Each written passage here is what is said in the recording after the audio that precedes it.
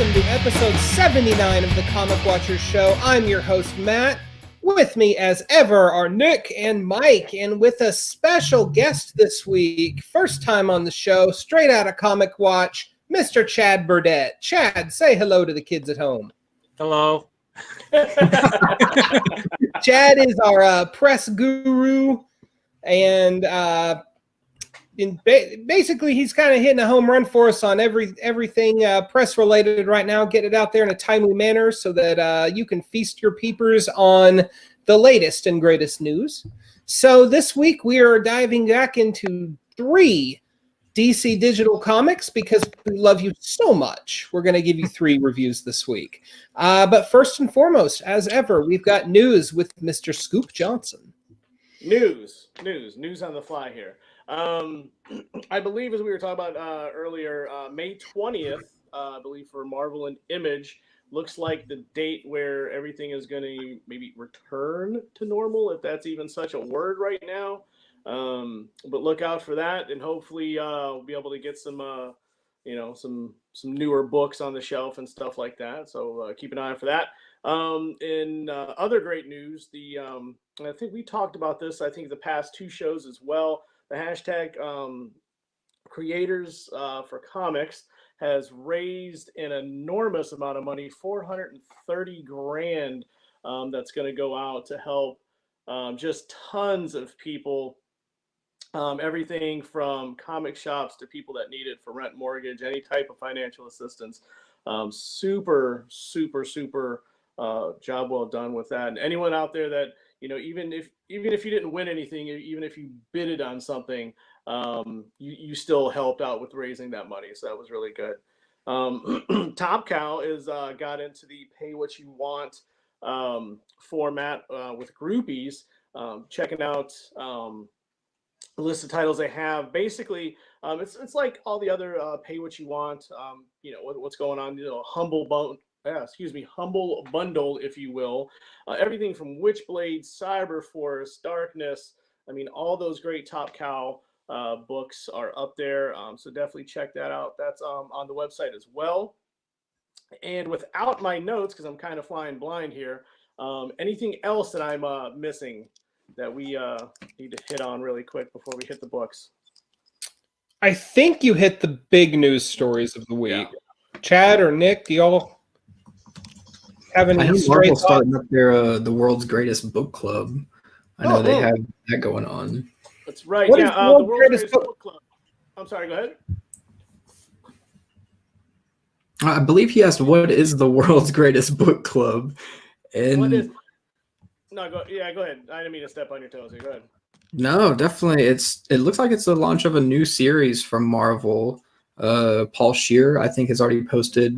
I think he's hosting, and he's kind of posted some promotionals for it to start kind of hyping people up for it. Going to bring in different guests and kind of talk about all things Marvel. So looks like it could be something cool. If that's kind of what you're looking for something from Marvel. I don't know how official it is. These are kind of comedians, it should be pretty funny, but looking forward to it. Yeah. And obviously they should elicit the opinions of the Comic Watchers. Oh, and I'm just saying press horn here, but when I was, submitting the piece, it read a lot like our format. Now, whether or not they're kind of stepping on I don't know, but I don't know. It's a bunch of dudes talking comics and trying to get out, drum support for LCSs and what they love about comics and what are you reading and what you're looking forward to. I know some people that were doing that before Marvel, so I'm just going to put that out there. Marvel. Don't bite our style, man. Yeah. I actually have one more piece. CBCS announced that they're doing a graded comic book census. And for kind of the collectors and those keeping their books graded, doing the slabs, the census is going to help provide a pretty extensive background of information that you can find about your books, kind of like quality signatures and the restoration and comments and stuff like that. It's something that is going to be kind of like a hub for customers of CBCS to find like all of that information about their books and keep track of what they want to do and the best way to proceed about getting those slabs. So definitely something to keep an eye out on. Huh. That's interesting. Very cool. Well, I guess. What that's about it. the AWA and Diamond? Oh yeah. Go ahead, Oh, Chad. good call Yeah, out. Good absolutely, call yeah. out, Chad. So what about it? Gilbert? Oh, even though they're not distributing books, they're going to be. They've become the lead publisher for what was it? It was AWA and A True Blue World, Mhm. which has some really good books. I've interviewed the head guy of that publisher before, and No. he's a really good guy. Very Yeah, cool. they signed up for an exclusive partnership for that distribution. So right in the midst of everybody talking about kind of Diamond's place in the industry, is interesting to see them sign this exclusive deal with them. Most definitely. Big changes ahead for Diamond, I think. Yeah, it's going to be interesting. I mean, I just real quick for you, Showa, just like with other companies starting to distribute and stuff like that. So I'm wondering. I mean, obviously, Diamond's not going anywhere, but maybe their presence could be going somewhere as companies kind of get newer ideas and newer ways to get books on shelves. It's going to be really interesting. I think probably 6 months to maybe a year after all this stuff gets back to normal. What that really does for the industry and Diamond and just the shops all around. It's gonna be really rad. It's gonna be good. Although, Nick, you were saying something about your LCS wasn't very happy with DC's distribution deal. Yeah, there's some things that I've seen, not with just mine, with a few in some Facebook groups that we're in, that is kind of a collective of retailers. When they found out the new distribution model was essentially the East Coast and West Coast new distributors, but one of them was owned by Midway Comics, which is also a retailer, it does present some issues with conflict of interest and kind of what DC is doing to get these books available.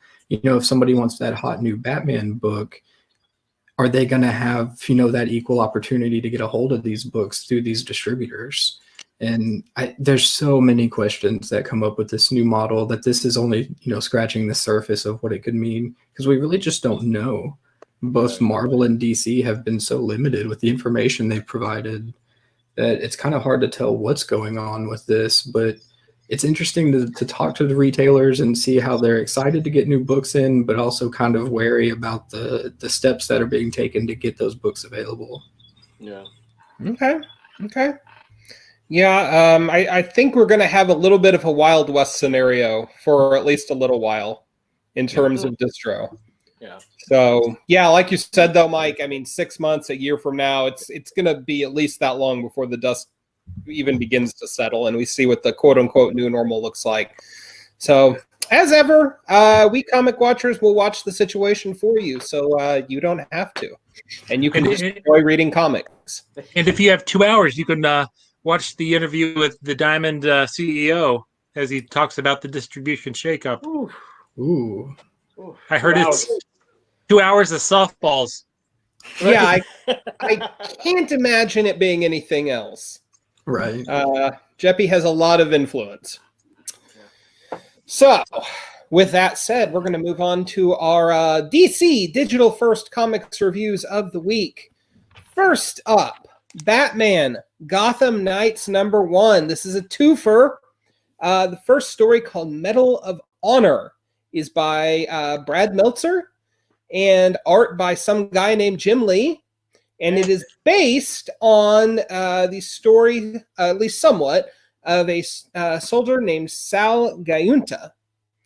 And what we have is Mr. Guy, or veteran Gayunta, I should say at this point, is the only living Medal of Honor recipient to have got it while enlisted. I hope I didn't get that wrong. Right. Someone please correct me if I did. And his story and the speech that then President Obama gave while giving him this medal is used as a parallel and for a particularly harrowing night on the job for Batman. So we'll get to the second story in a minute because I suspect we'll have a little less to say about that. But Mike, being a veteran yourself, I'm kind of interested to hear your thoughts on this story. Yeah. So I was reading it and not knowing where the story was going. I mean, I know about the writer, obviously Brad Meltzer and all that stuff, and Jim Lee. But reading through the book, I was about halfway through, and I was like, it doesn't read like a normal like Batman book, right? So I'm like, am I missing something? So I stopped, started over, and I'm like, okay, and I'm just kind of looking through stuff and not really dissecting per se, but just like, all right, well, I'll read through and then take notes or, see if there's any articles online. Maybe I'm missing something. And it wasn't until I got to the end that I was like, now I get certain parts, especially the part where, he's looking at Jim Gordon in the gurney. Then that part about, I'm going to try not to get too emotional and stuff, but the part where he was talking about, you guys did your jobs. Some gave their lives, but you still continued on with the mission and stuff like that. So it was just certain panels that went with that speech that I thought was pulled off really well. And it wasn't until the end that I was kind of like, now I get it. And then I read it again and I was almost in like a pile of goo. You know what I'm saying? Because now I'm like, oh, okay. Now, think about certain things and stuff like that. And you're maybe going through certain memories and stuff, but it was good. It took a few reads to kind of get that. I will say I don't, and maybe there's nothing to really understand, but I don't get why they would do a book like that, like now. You know what I'm saying? Maybe as a digital first. It's a great. I think obviously it's a great subject. It's a great story to tell.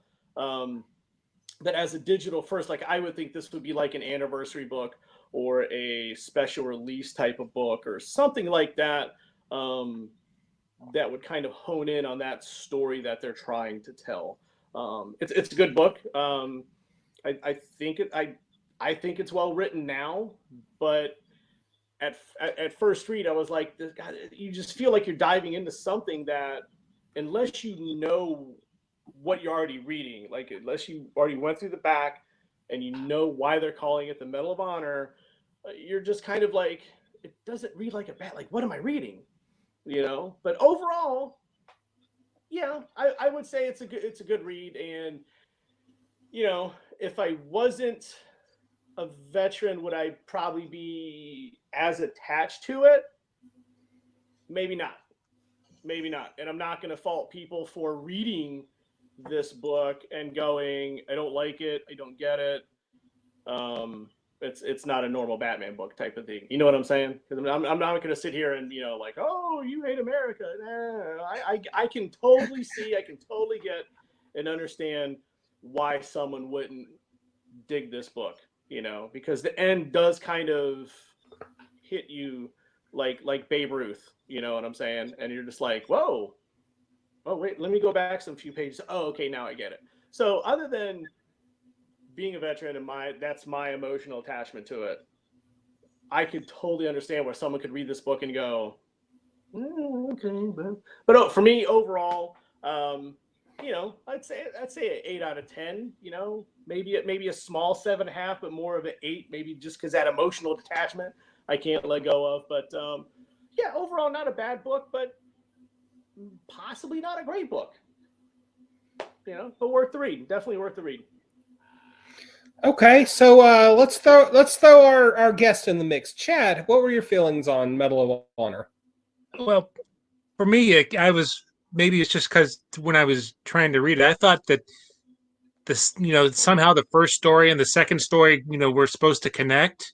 So I had to go back. Yeah, maybe it was just the way the book was connected, but I had to go back and read it again, and it was a solid Batman story. Like Mike said, not the usual what you would expect, but it's what you would would probably expect from Brad Metzler, who's more of the he's more of a history type person rather than superhero-y.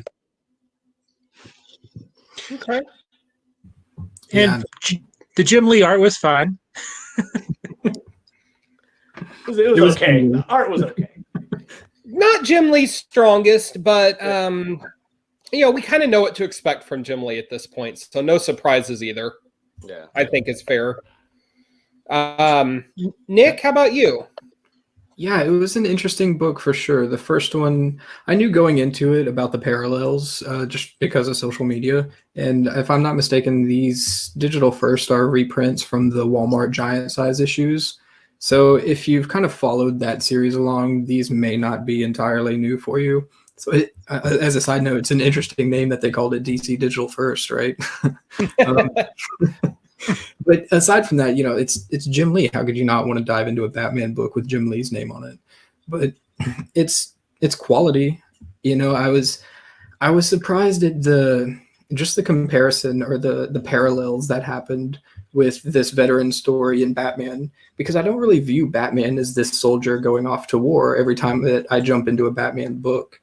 And I get more into the interpersonal conflict or the internal turmoil with Batman and Bruce Wayne out of that character in that juxtaposition with Gotham.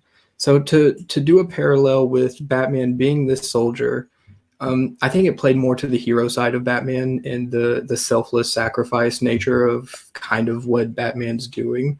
But it felt a little odd to create that comparison for me. And I get it. It's something that I understand what they're doing. It's just, it kind of felt like maybe there was a better character to use with this comparison. Hal Jordan? Yeah, Jon Stewart. Jon Stewart. Yeah, that's it. So while I liked it, because it's Jim Lee art, I'll still read it again just to look at those panels, but it's not something that I really saw coming. I think that there were maybe better choices for the comparison.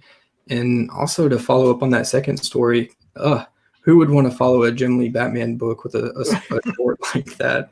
But I was so excited to see Mirko Kolak do it because I'm a big fan of their work and what they're doing.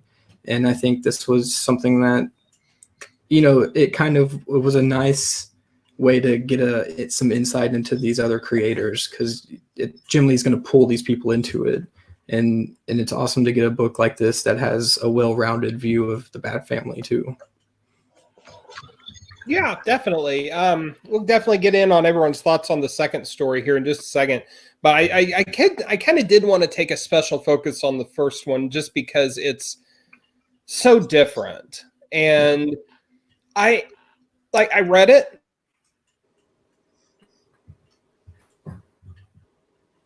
And he froze after he read it. That's the passion that Matt has for this book right here. And I'm back. It took me, I had to read it a couple times, and the second time I read it, it made more sense, obviously. I don't know how much I agree. I think it gets a little murky, making a parallel with any fictional character with a real life hero like that. That's true. I don't want to take away from the efforts of the creators at all, because I think for considering what they were doing, it was very well executed. But you run the risk of minimizing this real life hero's accomplishments and sacrifice and valor when you compare them to a fictional character. And it's a weird feeling for me to say that, because it kind of speaks to the general weirdness of this story and its existence. And I'm not sure if making it the lead story in your Batman quote unquote digital first story was the right thing to do. Now, in terms of just a marketing or audience engagement level, but they did, so that's neither here nor there. And it's a good story, and I think it would have worked better with Hal Jordan or Jon Stewart, absolutely. But we got Batman, and we got Jim Lee drawing Batman. So, take it for what it's worth. It's always great to see Brad Meltzer in comics. He does so little, and God, I think it's been since Justice League since he did anything, and that was 13 years ago. So, yeah. Yeah, it's been a cool minute. It's so getting back to my point about the audience engagement. I feel like it's really weird to have chosen to do the second story featuring Kate Kane not in her Batwoman costume, but rather participating in a military event that, as a cadet, she probably had no business being involved in. It's Larry Hama obviously, wrote G.I. Joe while still writing G.I. Joe. He's the military and comics guy. I get it. This is definitely a story I would expect to read from Larry Hama. And you know what? I read it and I kind of just forgot about it, to be perfectly honest with you. The art was good. Let's see. I'm sorry. I don't want to butcher this name. Mirko Kolak. It was good art. But yeah, I mean, I read it and I just kind of, Yeah. Chad, how'd you feel about it? Well, I was halfway through it, just expecting it to somehow connect to the first story before I realized that. I was like, okay, maybe this is the story of the guy from the first story or something like that. And why are they dragging Kate Kane out from school to go out there? Yeah. And then they let her go let her go by herself, Yeah. Like, what? Sure, her dad is, the big wig in the military, but you'd probably want to be protecting her a little more. She's still a cadet. We're not sending her to one-on-one with Al Qaeda or whatever. I don't care how much Pashto she speaks. There are other actual qualified soldiers that could do this. So I feel you on that. Nick, that kind of took me out. Yeah. That's interesting that, like, with both of these stories, maybe there was a better character choice to take the lead in both of these stories. Well, the first story kind of worked for me a little more because didn't they say the Batman story took place early in his career? Hmm. So that kind of worked a little. They seemed to kind of hedged things a bit with setting him up. Yeah, I get that. Maybe kind of a more forceful Batman in that role, taking the charge like that. But I don't know. In the second one, like, I liked it. It's an odd book to read these two stories together, really. And that's just it's hard to get around that. And it is a good idea to talk about them separately because I think they should be taken just entirely separately. Even though you're probably going to end up reading them together. But no, I'm a fan of Mirko Kolak's work. Like I said, I'm excited to see them kind of get more work with the big two and kind of get to toy around with these major characters. That I towards the end, I don't know if it was the last page, but towards the end, maybe the second to last page, where you actually get to see some familiar bat symbology or some kind of silhouette like that. I was just like, here for that. And that's kind of the angle of the Bat family that I appreciate. Even if the story really wasn't for me, it was good stuff. I think, we're going to talk about this a bit, even with the next two books, and that this is just solid work. And that, there are things you can nitpick, but ultimately, like Mike said, 8 out of 10. You're going to enjoy it for the most part, and you're not going to be mad that you sat down and read it. And that's how I felt about both of them ultimately. So, good stuff. So, I wonder if with the second story being about Batwoman, if they were trying to maybe draw in the audience from the TV show. Yeah. I thought that too. Yeah, the second story just felt like just mayonnaise on a peanut butter and jelly sandwich, though. It really didn't gel. Why is this here? Yeah, exactly. Because you went into the first one, like I said, okay, a little taken back, but I was like, okay, I get it.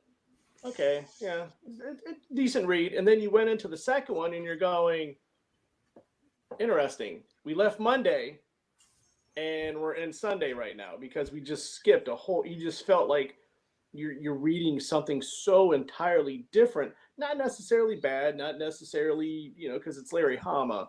Um, Larry's worst is probably better than a lot of people that are writing books right now. You know what I'm saying? But True story. yeah, it was just weird, and I just think it was like I said, I think if you break these two books up and maybe do like some anniversary type stuff or something like that, or maybe there's another story sandwiched in between these two books, then it would breathe a little better. But back to my peanut butter and jelly with mayonnaise. That's exactly what these two books are. I can dig that. So, all right. So that's been Batman Gotham Knights #1. We move on now to Superman Man of Tomorrow #1. One story this time. Woo! Written by Robert Venditti and art by fill-in artist, all-time great fill-in artist extraordinaire Paul Pelletier. Can't say enough awesome about this guy. Mm-hmm. So, but hey, Chad, let's take the torch and run with it, man. How'd you feel about Superman? It was, I mean, it was a nice basic Superman story. He tries to help the bad guy. And there was, as much as I liked the art, there was one panel in there when after the blackout where he's, trying to get people to help each other, that he looks like he has the world's longest. And it just felt really, Superman looked really weird. I think it was just like the angle they were, he was drawing it at, but it just kind of looked weird. It looked like he had a long neck. But overall, I really like the story. I mean, I kind of like that super type of Superman story, and like the Bendis stuff where I feel like I'm reading a novel just to get a story. A very talky novel. A whole lot of words. So it was a good Superman story. Okay. All right. Nick, how about you? Yeah, I think this is out of the batch of #1s. This was my favorite. I think this was kind of a quintessential Superman story. This is what I want if I'm sitting down with a Superman book. It's, it's full of hope and compassion for even those who are fighting against Superman. And it captures a lot of those like fundamental elements of the character. And I thought the visuals were pretty great considering everything. Parasite's cool, but I don't know, the whole purple filling every page, it kind of got to be a bit much. But outside of that, I was like, it's just really great. I mean, everything with Superman was just solid. I think all of the actual character work was great. So this is it's a great book. I mean, it's not going to blow you away. It's not the best Superman book ever written or anything like that, but you can do a lot worse than this book. That's for sure. I think, like I said, ultimately out of all of them, this one stood out to me mainly because of the Superman characterization. That's something that's always so debated with anything with Superman involved, and kind of how they capture that character and in what light they shine him in. And I think this was a great way it's no nonsense Superman. This is exactly what you think Superman, when you see the big S, this is how he's going to behave in a fight even. And I think this book captured that. And it does some pretty flashy things with Parasite to get us there. Who doesn't love seeing Superman take a villain out of Earth and, away from everybody to really solve the problem? That's something that's kind of become iconic for the character. It's odd as it is, but it was great to see. Yeah. And there were some good Lois moments. Yeah. Like where she's talking about, his their clothes bill. Yes, that was great. Yeah. And then when Jimmy and Perry come up, she just drops the clothes off the side of the building. Yeah. How's that for your home budget, Lois? What are you doing? Yeah, I think there's a lot of those moments where you can have fun with this book. And right now, considering the state of comics and our availability or accessibility for comics, I think for DC to do this and these digital first and kind of put out the Superman #1 book, It's a great way to get me back into it. I've had a month of reading indie comics. I was almost like foreign to get into a superhero book now, but you know, it was great to kind of get back into it, and especially like the Superman one, I enjoyed it more than the Batman book, which is something different for me entirely, and I loved it.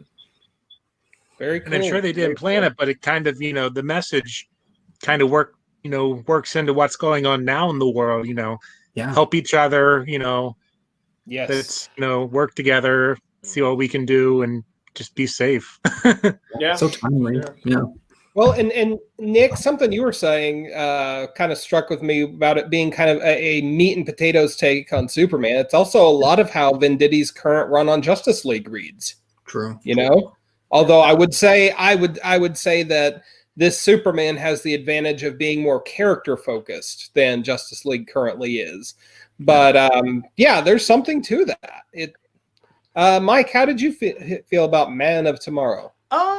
As not a regular Superman guy or Superman reader, this was good. I enjoyed it. And to kind of first to piggyback off of Nick, and I'm slightly ashamed to say this, I enjoyed the Superman book better than the Batman book. I've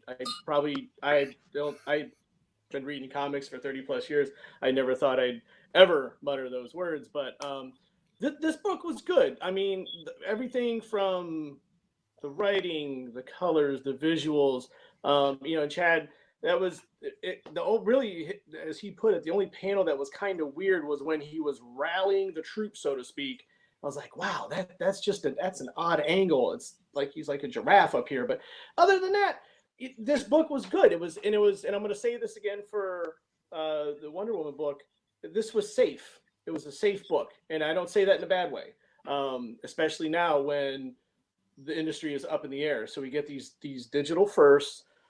So we want those safe books. We don't want someone to create new enemies and new ways of doing things and bring in a new, you know, uniform and all this stuff. Just give us Superman. Give us the great villain to fight. Let Superman and the villain pound it out for, you know, 15 pages. Let Superman, you know, rally the troops, and then go home. And then we all talk about it at Cracker Barrel or something like that.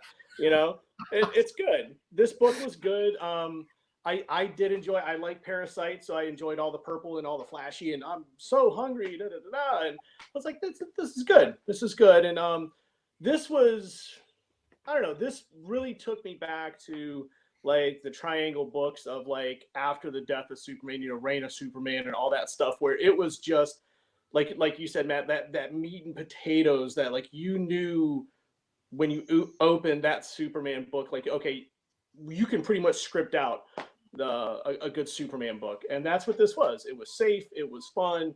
You didn't have to think too much about it. You knew what you were getting into. So yeah, overall good read. I can't believe that I'm saying that. Definitely better than Medal of Honor and the Medal of Honor book. Yeah, for sure. Hey, I gotta agree with you. This was my favorite out of the three that we're talking about. It hits all the right chords. It does exactly what it's supposed to do. It gives you a meat and potatoes Superman story. For me, my favorite Superman stories are the ones that are more continuity free and just let Superman be Superman. Yep. And that's exactly what this was. You know, he's fighting the bad guy. You had a sympathetic bad guy. Like, Parasite's definitely doing bad things, but the way Venditti writes him, you do sympathize with where he's coming from. He's got this insatiable hunger that he just can never, ever, ever feed and fill. And it's driven him crazy. And to not care about anything other than sating that hunger. And that's great. Give me a damn villain I can care about. And, you know, kudos to Venditti for doing that with somebody, you know, that's been around for as long as he has, the Parasite. You know, great Lois and Jimmy and Perry moments throughout, like you guys said. I I'm very I have a really soft spot for Paul Pelletier's art. He drew one of the very first comics I ever read. It was an issue of G.I. Joe, like I think number 90, and just his style. You know, the fact that he's always been so consistent for over 3 decades now, and still looks like himself, but at the same time, he's never quite had the big break. He's never been the guy that everyone's talking about. And that sucks because he's consistent and reliable, and you know his art when you're looking at it.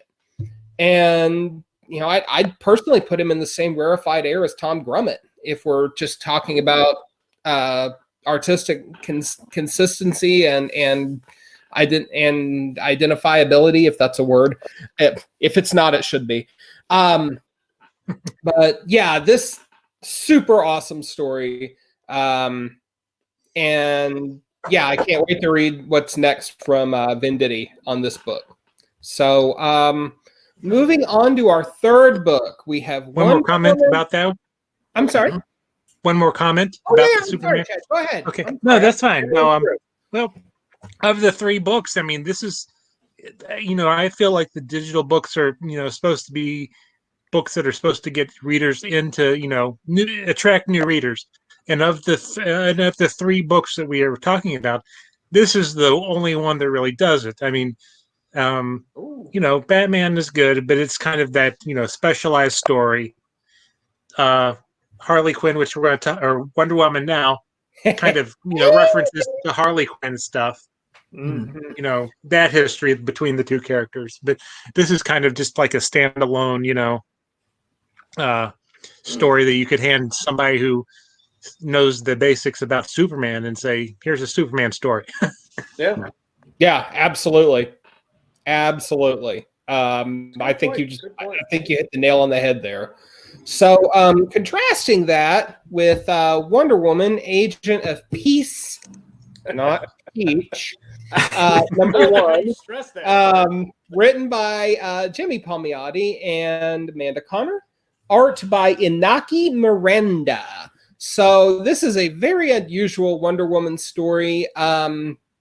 Essentially, it is Wonder Woman versus a giant corporate douchebag with Harley Quinn in tow. Nick, I think you and I are going to have some different opinions on this one, buddy. So why don't you take the wheel first? Yeah, so Superman was probably my favorite of the bunch because this isn't Harley Quinn number 1. And it really should have been. Like, I think anything with Connor and Palmiotti and Harley involved, I'm going to love. And ultimately, it may have been my own bias, but I feel like Wonder Woman was kind of a side character or maybe a supporting character in this book, even though it was Wonder Woman number 1. Sure, there are a few pages of her that takes the focus to start, but by the end of it, it's kind of the Harley show. And I think that's going to be... Chad talked about the Batman one being specialized. I think that kind of puts this one in the category too, because your Harley fans are probably going to love this one, and then people who are like on Harley are probably not going to read it. It's just kind of the nature of the beast with this one, and it's a good book. I think it's not quite as quintessential Wonder Woman as something like the Superman book is, because it's not such a fundamental flair. It's more these interesting dynamics between Wonder Woman and Harley. It's a strange duo that they make, and you know, it's not really the chemistry that you get out of Harley and Poison Ivy, but it's still a lot of fun because of the kind of the steadfastness versus the whimsical stuff. And I think that's a fun contrast, and that kind of made me like the book. But should have been a Harley focused book, then it would have been my favorite. That's my main complaint. Okay, all right. Mike, you actually wrote the review for this one for the site, so did I rehash for us? I didn't know that. I'm sorry. Recycle your opinions mercilessly. Well, Nick's opinion is wrong.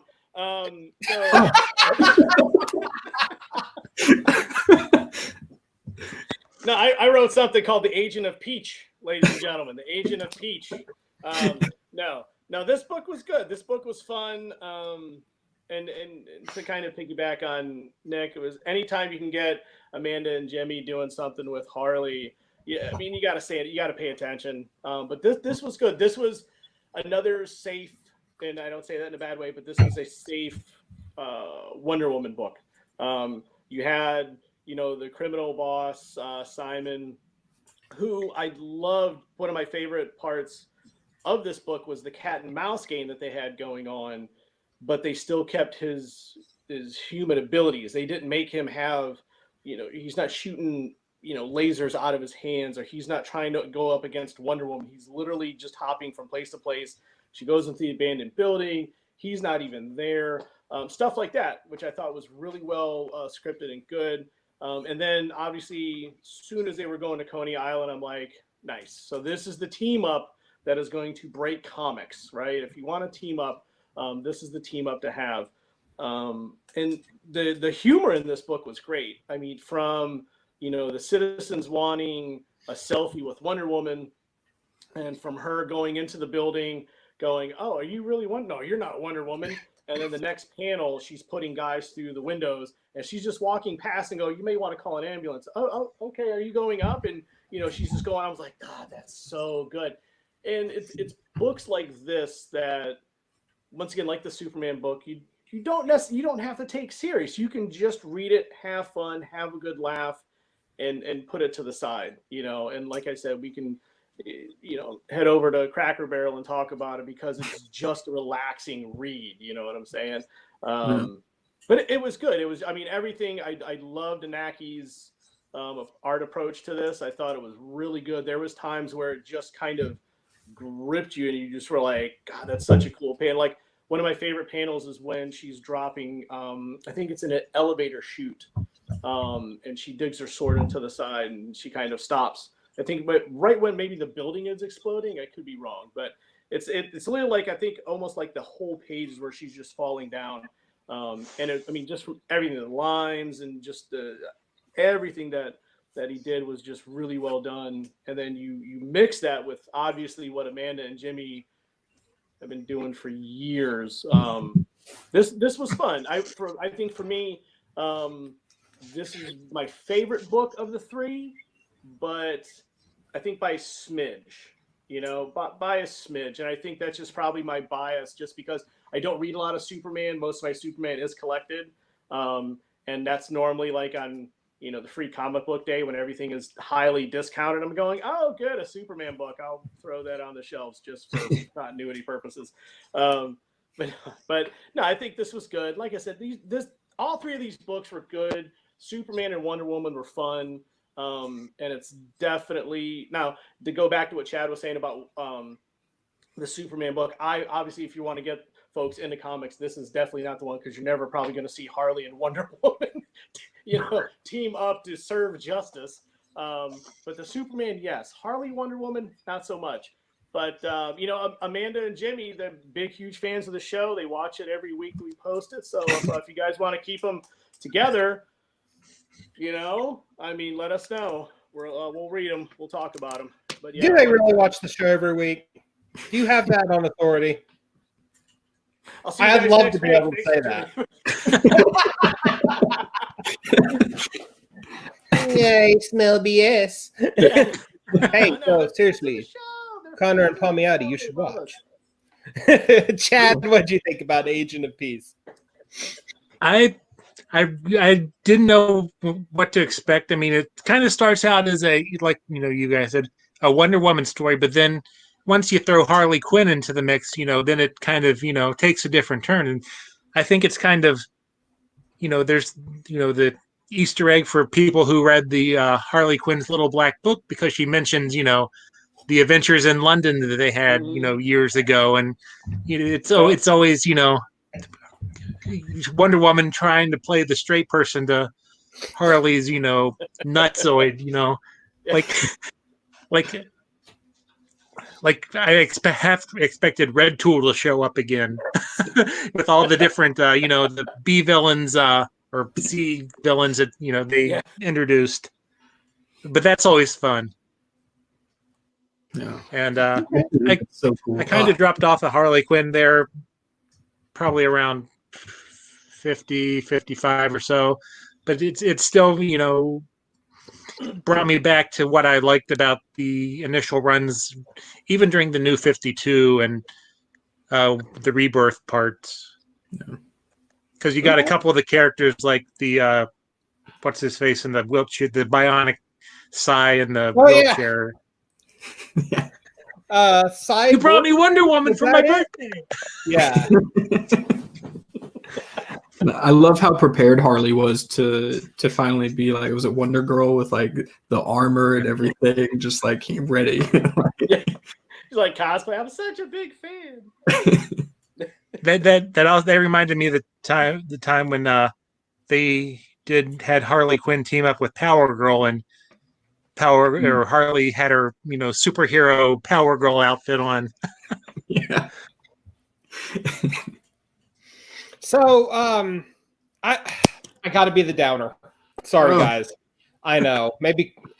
So I was actually really enjoying this story at first because it's such a nice flip on what we would normally see with a Wonder Woman story. I mean, she's fighting this giant, like I said, this giant corporate douchebag.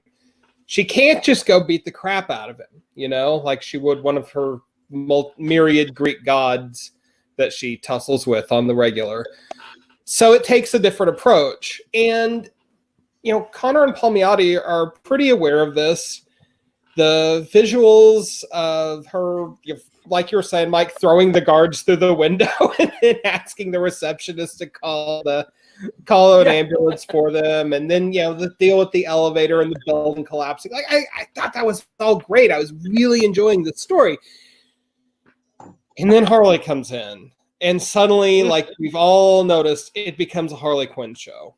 And that was just the wrong approach for what's supposed to be a Wonder Woman story. A number one that is supposed to be new reader friendly and lure folks in. And I just, as soon as Harley gets involved, and it's this particular iteration of Harley that I don't respond to very well, and I'll get to that in a second. But as soon as Harley's in this story, everything just feels padded out. Like even the good gags, like I loved the bit with the red ball asking for Wonder Woman's autograph. That's great. That's awesome. Like I'll surrender and give up the other two if you give me an autograph. That's funny. That's like Gail Simone level of awesome. Mm-hmm. Very irreverent. But everything just winds up dragging because you've just constantly got Harley front and center, me, look at me. And that bugs me. That's the iteration of Harley Quinn that people are tired of. Same with Deadpool, in fairness. Sure. Same with Deadpool. I like the Harley that, Nick, you're always so vocally passionate about. That is a parallel for someone that's dealing with trauma and a little deeper. Like, I love her over in Suicide Squad right now. And the few issues I've read of the more recent stuff in the monthly Harley Quinn book have been surprisingly strong. Yeah. Especially for someone that's not just a huge Harley Quinn fan. And it just felt tedious. It felt distracting. I kept looking at Simon what's his name's sidekick and being like, when did Mohawk Storm get here, and why is she wearing this 80s power suit? But the art was really good though. I really dug the art. There's a few panels where faces look a little odd, but I mean, whatever. I wish this story could have just been Wonder Woman without Harley Quinn becoming the distraction / focus. But you know, other than that, I'm just beating a dead horse. Probably my least favorite of the three that we're talking about this week, but there's good stuff in there. Yeah. So it just leaves me wondering what could have been. Yeah, but I think to get to your point in Harley being this character that's like in your face, just me. There's a timelessness to the character when you can capture that sense of trauma and that personal wall or that block that Harley puts up in that persona and that characterization of kind of being as whimsical and chaotic and crazy as possible and drawing all this attention is really just a diversion for the trauma that she's dealing with and kind of how she's coping with it. And there was we can definitely say that in the abstract, but none of that is addressed in this story. No, and that's kind of where I'm getting at, in that Wonder Woman offered such an awesome potential to break through that. And it just didn't happen. And I think a lot of Harley's strongest stories are ones that get out there as much out there as possible, as whimsical and chaotic as possible, but uses it as a catalyst to explore the trauma that she's coping with and still dealing and finding her place as a character, as someone solo in the DC universe. And they're doing that by, tying them in with Wonder Woman. Here's a team up with Harley, who you would get, great superhero team ups, but there's not enough depth there to give Harley that rounded character feeling. Obviously these writers know the character. It's not like that's an issue at all. That's something they've dealt with a lot over the years, but this issue just kind of missed that element, and then a lot falls short because of it. I mean, you could easily throw like a one-page denouement in there around Harley, and I mean the two of them just having some kind of breakthrough heart to heart or something. That would have pulled it all back together, I think. But to your point, they just missed that depth this time around and decided to have shenanigans Harley instead. Yeah, which it gives a totally different feel too, because you're just like, woof, that's a lot. Yeah, it's exhausting, to be honest. Yeah. I love the fact that they definitely have Harley's voice down, and you read her dialogue and you hear her from Batman Taz or even Margot Robbie. Wonder Woman. Yeah. I gotta say I like that a lot. So like you said, they obviously know the character well. I just feel like maybe this should have been the second issue, if nothing else, and just given us a solely Wonder Woman focused go around for issue 1. Yeah. But so it goes. So man, oh, Mike, did you have something? Nope, I'm good. Oh, okay. I'm sorry. I saw you raise your hand. I thought maybe you had some last thoughts. So that has been Wonder Woman Agent of Peace #1, written by Paul Miotti and Connor, art by Inaki Miranda. And with that is our 3 books that we're reviewing for the week, which means it's time for our last segment. What have you been reading? What are you looking forward to? Mikey Mike. Yep. What you got? What? Got what? Oh, no. It's just, sorry. No. My first time doing this. No. I'm still going through, still reading through Ask for Mercy, the Comixology original that talked about, I think, past 2 shows, maybe 1 show, by Richard Starkings, Elephant Man fame. It's really good so far. I'm about 6 issues in, and it's really good. It's like a sci-fi World War II supernatural type of vibe, horror, but not like grotesque horror. I mean, it's kind of slightly in there, but it's more like monsters type deal. Really good. It's on Comixology. It's Comixology original. It's unlimited, so you can borrow it, read it. It's really good. Definitely worth your time.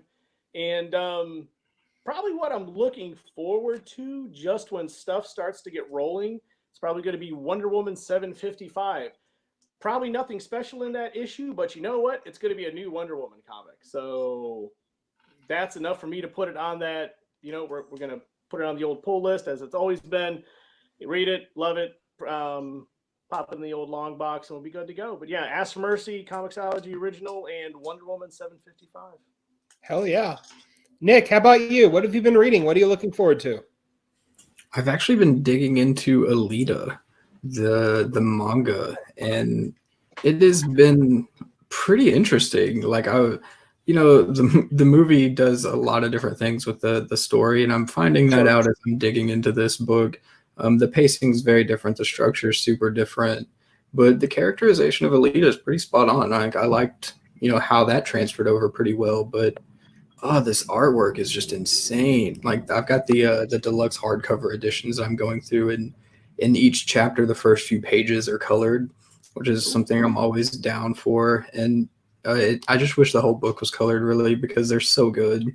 And I think it translates really well, even for like a Western comics reader like myself. It's a different type of structure, where yes, it's read back to front, but the panel layout and even the lettering, it's a bit more modern in its approach, so it feels kind of like it transfers over to what I've been reading a little bit easier than some of the other manga I've read.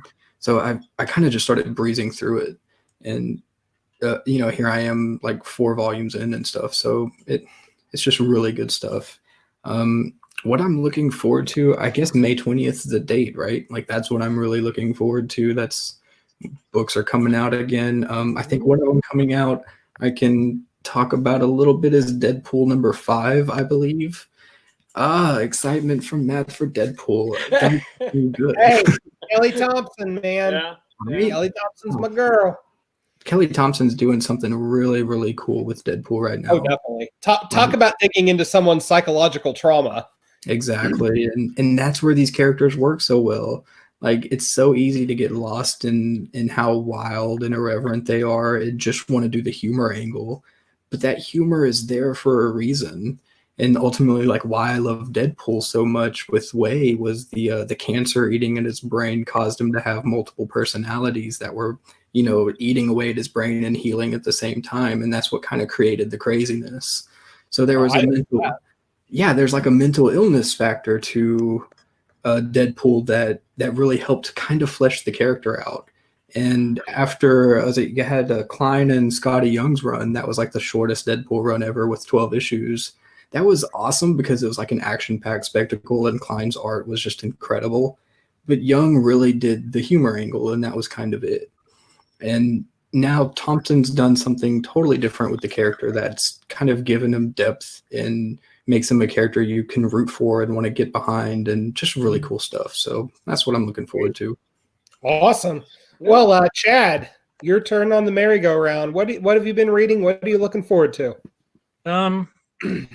What have I been reading? I do some writing for another comic book site, so I've been kind of working on some lists. So I have to, go through and I'm rereading a lot of Green Lantern since the 80th anniversary is coming up. Been for another piece I'm writing, I'm looking at Batman interactions with characters from the Marvel universe. And then just a fun piece I'm working on. What was that? I said that's a little bit of a limited oeuvre, but yeah, I mean, well, there's 10 of them. Oh, no, yeah. I guess they probably are, huh? But that's still fairly limited. Trust me, I already had this discussion with the I guess you'd call them my handler, but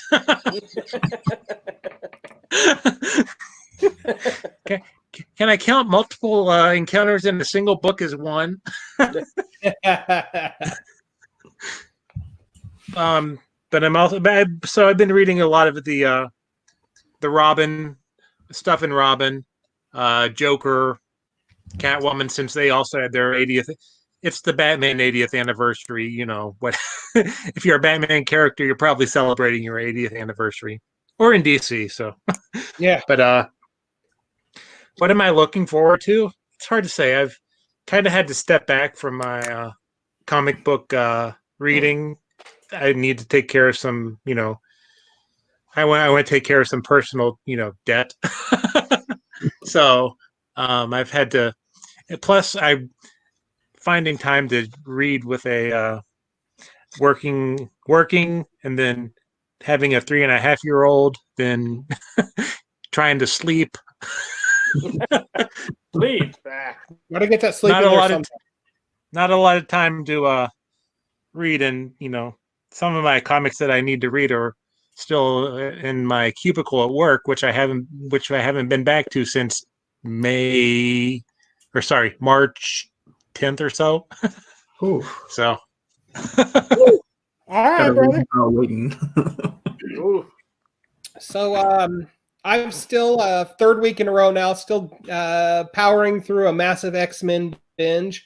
I started the Joey and Siegel era, which happened kind of in the late 90s after Lobdell left the books. Mhm. A lot of cool stuff going on, a lot of different things that didn't quite hit with fans at the time. You know, this is the big maggot as a member of the team era, which is of course very very divisive, and I like the guy, I can't lie. But a lot of cool kind of different stuff going on before the X-Men fell into something of a holding pattern for about 3 years or so before Morrison came on and revitalized the franchise. So I've been digging that. What I'm looking forward to, God, we've got a new issue of The Flash next week, I believe, 754. I want to say it is next week. I think it's the only book I've got coming in. But hell yeah. Huge cliffhanger, big story going on right now. Josh Williamson is just firing on all cylinders on this book all of a sudden. Yes, I love it. I don't want to know how much you probably paid for that, but I love it. Nothing. It was a gift. Oh, well, that's cool. Yeah. For those of you who are just listening, Chad is rocking a pretty freaking sweet Flash hockey jersey. So Central City Speedsters. And the name on the back is Alan. You probably can't see it without. My man. And number 4. Okay. Little showcase reference that, dude. I might have to get online after the show's over. No, I don't pull off red very well. But yeah, that next issue of Flash is coming out, and hallelujah, man, new comics. My long boxes are getting thirsty. So yeah, that's me. Well, guys, I think we've come to the end of yet another road. Thank you, Chad, so much for jumping in. You're welcome back anytime. Thanks for having me. Yeah, absolutely. You've got a beard, so you fit right in, if nothing else, with the beard show. We're going to have a beard off at some point in the future between you and Mike. It's going to be epic. I think he's ahead of me. Listen, we've seen Mike do some crazy things. We don't know how this could go down. We still are owed a bear wrestle. So right now, you're not being a really good member of the quarantine by bringing this bear thing up. I can't get a bear. All right. There have been 2 animals reported to have the Rona, so maybe we should give the bear a break for now. But this has been episode 79 of the Comic Watchers Show. I'm Matt. This is Nick. This is Mike. And our guest this week with us has been Chad Burdett. Thank you guys so much for hanging out with us this week. Comic Watchers Show is a part of comic-watch.com, and you can find our show wherever finer podcasts are to be found. So thank you for listening, and we'll see you next time.